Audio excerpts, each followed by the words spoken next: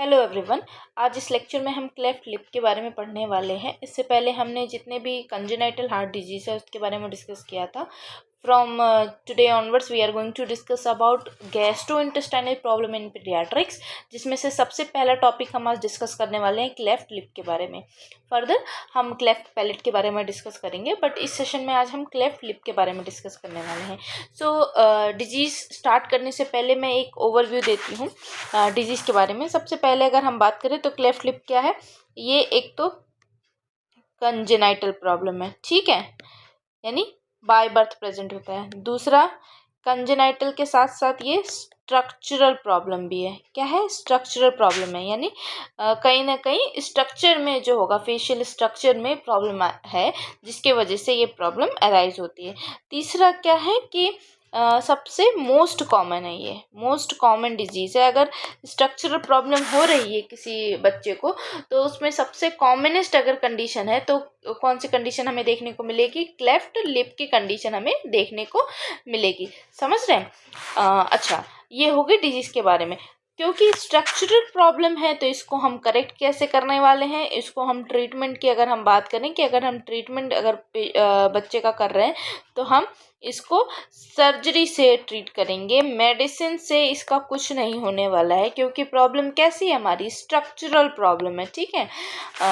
Most common ये structural problem होती है, जिसमें सबसे कॉमनेस्ट अगर देखें तो मेल बेबी जो होता है वो अफेक्टेड होता है। समझ रहे हैं? ये हो गई डिजीज़ के ऑल ओवर डिजीज़ मतलब आपको क्या क्या पढ़ना है, ठीक है। अब हम बात करते हैं कि बेसिकली ये डिजीज़ है क्या।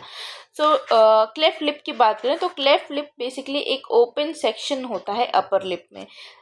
जो क्लेफ्ट लिप होता है वो अपर लिप में ही प्रेजेंट होता है, लोअर लिप में नहीं होता है। क्लेफ्ट लिप हमेशा अपर लिप में होता है, यानी ये अगर हमारा लिप है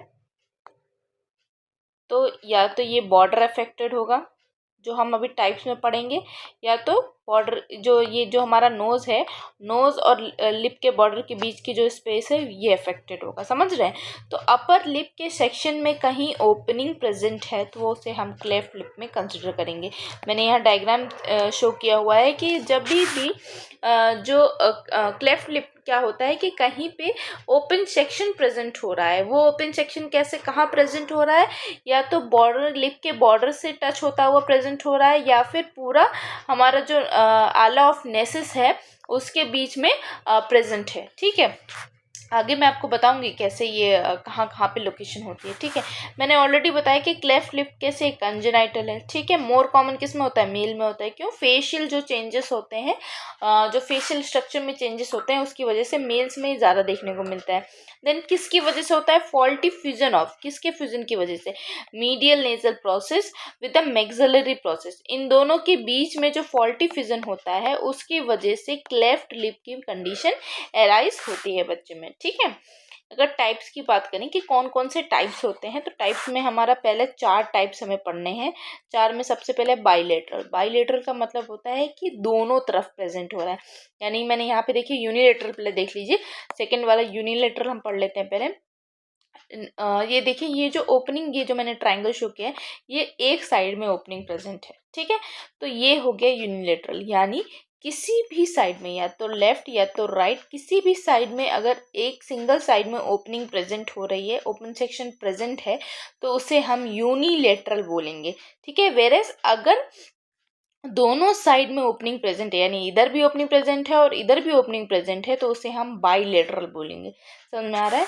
then incomplete and complete. Complete वाला एक बार डिस्कस कर लेते हैं, फिर इनकम्प्लीट मैं आपको बताती हूँ। कंप्लीट वाले में क्या होगा? जो ओपन सेक्शन प्रेजेंट होगा वो वर्मिलियन प्रोसेस से लेके आला ऑफ नेसेस तक प्रेजेंट होगा, ठीक है, यानी पूरी तरीके से यहाँ पे ओपनिंग प्रेजेंट होगी।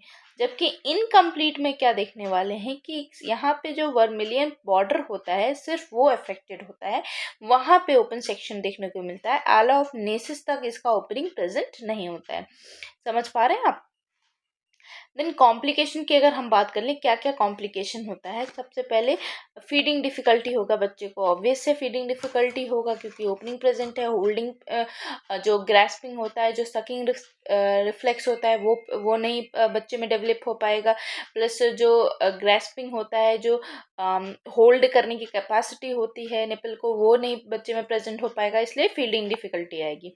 देन ग्लू ईयर देखने को मिलेगा। ग्लू ईयर थोड़ा सा एक न्यू टर्म है जिससे आप इंट्रोड्यूस हो रहे हैं, तो मैं आपको बता दूं ग्लू ईयर बेसिकली क्या होता है। जब भी बच्चा फीड करेगा तो क्योंकि यहाँ पे स्ट्रक्चरल प्रॉब्लम है, तो अगर किसी भी कॉज की वजह से जो मिल्क बच्चा इनटेक कर रहा है, अगर वो ईयर में प्रेजेंट मतलब ईयर में चला जाता है, ईयर में इंट्रोड्यूस हो जाता है, तो उसकी वजह से ओटाइटिस मीडिया जो डिजीज़ है वो जनरेट हो जाती है बच्चे में, वो अकर होने लगती है। यानी अगर बच्चा मिल्क को सक कर रहा है या जिसके थ्रू, या निपल के थ्रू, या फिर जो भी हम पेसिफायर्स जो होते हैं उसके थ्रू क्या कर रहे हैं, बच्चे को फीड करा रहे हैं, तो फीड कराने के दौरान अगर कान में बच्चे के मिल्क इंट्रोड्यूस हो जाता है तो उसकी वजह से ओटाइटिस मीडिया हो जाता है, जिसको हम ग्लू ईयर के नाम से जानते हैं। इसको ग्लू ईयर क्यों कहते हैं? ओटाइटिस मीडिया तो एक अलग टर्म है ना, फिर इसको ग्लू ईयर क्यों कहते हैं? ग्लू ईयर इसलिए कहते हैं कि जब भी ओटाइटिस मीडिया किसी स्टिकी मटेरियल की वजह से या थिक मटेरियल की वजह से जनरेट होता है, तो उसे हम ग्लू ईयर के नाम से जानते हैं। ठीक है। देन कॉम्प्लिकेशन क्या होगा? स्पीच एंड लैंग्वेज डिले हो सकता है बच्चे में, बिल्कुल हो सकता है। Then social, emotional and behavioural problem बच्चे में आ सकती है। ठीक। अब बात करते हैं इटियोलॉजी की। इटियोलॉजी में क्या क्या इटियोलॉजी होगी यहाँ पे? सबसे पहले तो अननोन है, अननोन होगा क्योंकि इसका कोई स्पेसिफिक कॉज नहीं कि ये कॉज है, जब ये होगा हमारा क्लेफ्ट लिप यहाँ बच्चे में प्रेजेंट होगा। ठीक है। देन कंजेनाइटल माल फॉर्मेशन, अगर कंजेनाइटल माल फॉर्मेशन है तो उसकी वजह से हो सकता है। इसको हम एग्जैक्टली एटियोलॉजी नहीं कहेंगे, इसको हम एटियोलॉजी कम रिस्क फैक्टर भी बोल सकते हैं, क्योंकि अगर ये रिस्क प्रेजेंट है तो हो सकता है बच्चे में क्लेफ्ट लिप की कंडीशन है वो एराइज हो। ठीक है।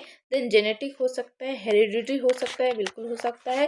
देन वायरल इन्फेक्शन, अगर रुबेला है और वो इन्फेक्शन 5 to 8 वीक में अगर हो रहा है तो उसकी वजह से ये जो प्रॉब्लम है बच्चे में वो अराइज हो सकती है। अगर मदर की जो लाइफस्टाइल है वो थोड़ी ख़राब है, यानी स्मोकर है मदर, या एल्कोहलिक है, या एक्सपोजर हो रहा है उसका एक्सरे से ड्यूरिंग सर्जरी, तो उसकी वजह से क्या होगा, क्लेफ्ट लिप देखने को मिलेगा। ठीक है। देन डायग्नोसिस की बात करें। अच्छा, इसमें कोई रॉकेट साइंस नहीं है डायग्नोसिस में, क्योंकि बच्चे में क्या है, स्ट्रक्चरल प्रॉब्लम है जो हम फिजिकल एग्जामिनेशन से डिटेक्ट कर सकते हैं। फिजिकल, जैसे हमने पिछले लेक्चर में मैंने बताया था ना क्लव्ड फिंगर को कैसे डिटेक्ट करना है, वैसे इसमें भी ये जैसे हमारा लिप है, बच्चे का लिप है, अब यहाँ पे कट लगा है तो आप इजीली देख सकते हो ना कि लिप में कट है, तो वो हम कैसे पता करेंगे? जो फिजिकल एग्जामिनेशन टेक्निक से हम पता करेंगे कि बच्चे को क्लेफ्ट लिप है। इसके लिए कोई कंफर्मेशन टेस्ट की ज़रूरत नहीं है, क्योंकि ये विजिबल होता है, जो क्लेफ्ट लिप होता है वो विजिबल होता है। ठीक है। नाउ मैनेजमेंट की बात करते हैं। मैनेजमेंट क्या करना है?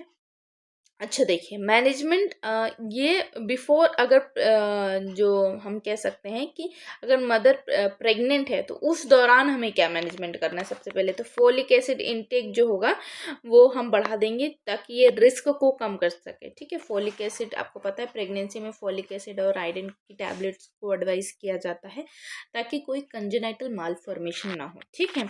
अच्छा, सर्जरी में हम क्या करेंगे? जेड प्लास्टिक सर्जरी करेंगे, एस शेप का इसमें सूचर लगाएंगे। कब करेंगे? Between 3 to 6 month. बच्चा 3 से 6 महीने का जब हो जाएगा आफ्टर डिलीवरी, तब हम क्या करेंगे? सर्जरी परफॉर्म करेंगे। ठीक है। इसमें आपको अभी मैं आज प्री ऑपरेटिव मैनेजमेंट ही डिस्कस करूँगी। प्री ऑपरेटिव मैनेजमेंट क्या होगा? बच्चे को अपराइट पोजीशन में हम होल्ड करेंगे और फार्मूला फीडिंग देंगे। कैसे दे सकते हैं? या तो साइड से दे सकते हैं, या तो बैक, या तो माउथ के बैक से देंगे, जैसे ताकि एस्पिरेशन जो है बच्चा वो एस्पिरेट ना कर जाए फीडिंग को। अब जैसे मैं आपको यहाँ ड्रॉ कर रही हूँ, ये लिप है, आई नो बहुत अच्छा नहीं बना हुआ है बट समझने के लिए इनफ है। इस जगह पे डिफेक्ट प्रेजेंट है सपोज। ठीक है। ये पूरा लिप डिफेक्ट प्रेजेंट है, ये हमारा इधर बच्चे का नोज है। ठीक। अब हम क्या करेंगे? अगर बच्चे को इसी तरफ से फीड कराएंगे फार्मूला फीडिंग, तो चांसेस है वो नोज में इंट्रोड्यूस हो जाए फीडिंग, इसलिए हम फीडिंग को क्या करेंगे? अदर साइड से इंट्रोड्यूस कराएंगे, यानी जहाँ पे डिफेक्ट प्रेजेंट है उसके अपोजिट साइड से हम क्या करेंगे? फीड कराएंगे। या फिर हम क्या करेंगे? जो भी पेसिफायर हम यूज़ कर रहे हैं वो बैक ऑफ द माउथ रखेंगे, यानी पीछे की तरफ, बहुत आगे की तरफ नहीं, पीछे की तरफ रखेंगे, ताकि एस्पिरेशन के चांसेस क्या हो जाए, रिड्यूस हो जाए। ठीक है। देन बच्चे को एनपीओ रखेंगे 6 घंटे पहले, सर्जरी से 6 घंटे से पहले हमें कुछ नहीं देना है बच्चे को। फिर मॉडिफाई करेंगे, जो फीडिंग टेक्निक है उसको मॉडिफाई करेंगे अकॉर्डिंग टू डिफेक्ट, जैसा डिफेक्ट प्रेजेंट है उसके अकॉर्डिंग हम क्या करेंगे, मॉडिफाई करेंगे टेक्निक, जैसे मैंने ये वाला बताया था आपको वैसे। ठीक है। देन पेरेंट्स को हम एडवाइस करेंगे ESSR मेथड के बारे में, मेथड ऑफ फीडिंग के बारे में। अच्छा, ये ESSR होता क्या है, पहले तो इनलार्ज निपल के बारे में बताएंगे, मदर को एडवाइस करेंगे, इनलार्ज निपल के बारे में एजुकेट करेंगे, सोलोइंग के लिए बताएंगे कि बच्चा कैसे सोलो कर रहा है, किस तरीके से सोलोइंग टेक्निक है। बहुत जल्दी जल्दी हमें शिफ्ट नहीं करना है बच्चे को फीड कराते वक्त। ठीक है। स्टिमुलेट करवाना है बच्चे का सकिंग रिफ्लेक्स। ठीक है, ताकि बच्चा ऐसा ना हो कि बच्चा हम आर्टिफिशियल फीडिंग जो दे रहे हैं, हम फार्मूला फीडिंग दे रहे हैं, उससे बच्चे का सकिंग जो रिफ्लेक्स है वो क्या हो जाए, लॉस हो जाए सकिंग रिफ्लेक्स। इसलिए हमें क्या करना है, बच्चे को स्टिमुलेट भी करवाते रहना है सकिंग रिफ्लेक्स के लिए। Then rest to allow to finish the swelling, बच्चे को रेस्ट भी देना है, ताकि जो भी हम फीड करा रहे हैं बच्चा आराम से सॉलो कर ले, वरना क्या हो सकता है, बच्चा एस्पिरेट भी कर सकता है ओवर फीडिंग की वजह से। ठीक है। तो ये हमारा हो गया प्री ऑपरेटिव। ठीक है, प्री ऑपरेटिव ये मैनेजमेंट था हमारा। अब इसके आगे हम पोस्ट ऑपरेटिव मैनेजमेंट पढ़ेंगे। ठीक है।